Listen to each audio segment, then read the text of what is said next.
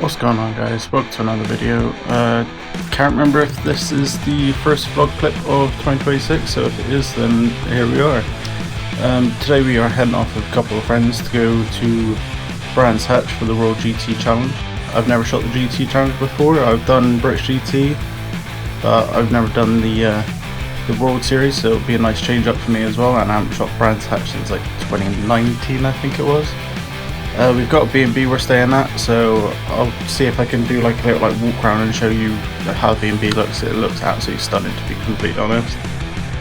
On our way up, we are also stopping off at m.hepper just to see if we can get lucky with any bombers taken off or anything, just to see what's going on. But yeah, so this is sort of going to be like a vlog straight behind the scenes. I'm going to be putting a GoPro on my camera all weekend because I've also just got my new camera as well, so we'll be trying that out for the first time. So yeah, let's see what it brings. Peace.